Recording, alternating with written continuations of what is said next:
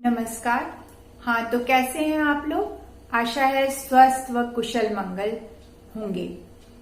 कहानियां नानी जी के में आपको कितनी जमीन चाहिए कहानी के साथ सभी का स्वागत है। कहानी का शीर्षक सुनकर आप लोग सोच रहे होंगे कि हमें कितनी जमीन खरीदनी चाहिए या हमें कितनी जमीन की आवश्यकता है या हमें कितनी जमीन ले लेनी चाहिए, आदि आदि। हाँ, तो कुछ इस तरह परंतु कुछ अलग। तो चलिए सुनते हैं। हम लोग अपने जीवन में कितना कुछ जोड़ते रहते हैं। हमें लगता है हमें यह भी खरीद लेना चाहिए, हमें ये भी लेना चाहिए, हमें वो भी लेना चाहिए, XYZ आदि आदि। और हमारी एक इच्छा पूरी होने पर हमारी एक नई इच्छा की मांग आ जाती है और हमारी इन इच्छाओं और लालसाओं का कभी कोई अंत आता ही नहीं है। जबकि हर नया दिन हमारे जीवन की आयु को कम करता है या यूं कहें कि हमें मृत्यु की ओर ढकेलता है। अतः हमें उन कर्तव्यों को करने में देर नहीं करनी चाहिए जिनसे हमारा अपना कल्याण हो, इससे पहले कि हमारा शरीर जो है प्राणहीन हो जाए, तथा अपने अंदर के ईश्वरीय तत्व को पहचानना बहुत जरूरी है, क्योंकि वही जो है हमें मुक्ति दिलाने का मार्ग है। तो चलिए इसको और अधिक जानते हैं हम इस कहानी के जरिए।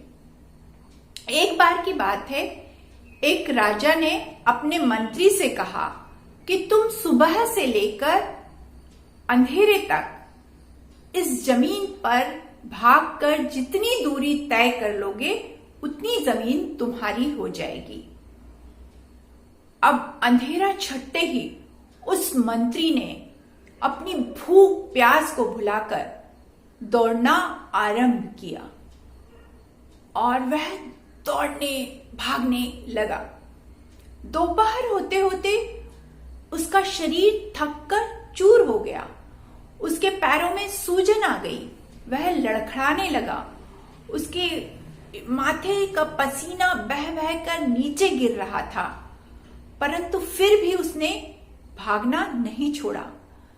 वह सोच रहा था कि वह शाम तक जितनी ज्यादा से ज्यादा दूरी तय कर लेगा उतनी जमीन का वह मालिक हो जाएगा,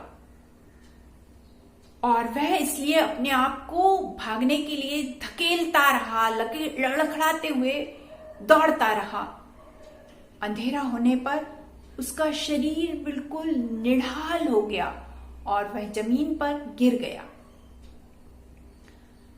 अब वह अपनी दयनीय स्थिति या दयनीय दशा को देखकर सोचने लगा कि आखिर मैं क्यों अपने आप को भागने के लिए इतना धकेलना चाहता हूं, या मैं क्यों इतना लालची हो गया हूं।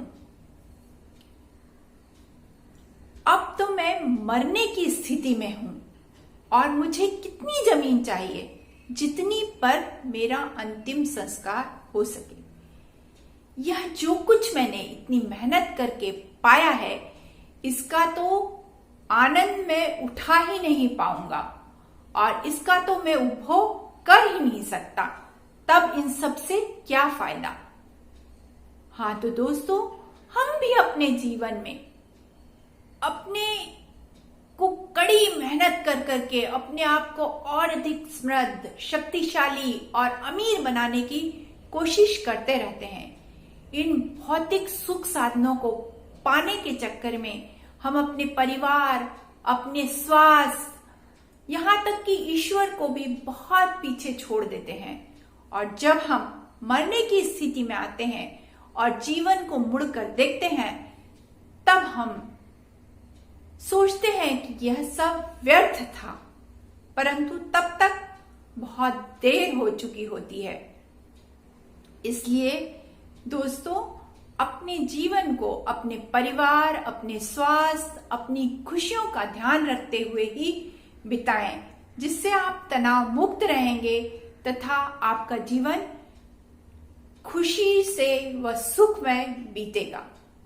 वैसे तो इस कोरोना काल और लॉकडाउन ने बहुत से लोगों को इस बात का एहसास करा दिया है, परंतु फिर भी इस दिशा में अपने आप को जागृत करने की अत्यंत आवश्यकता है।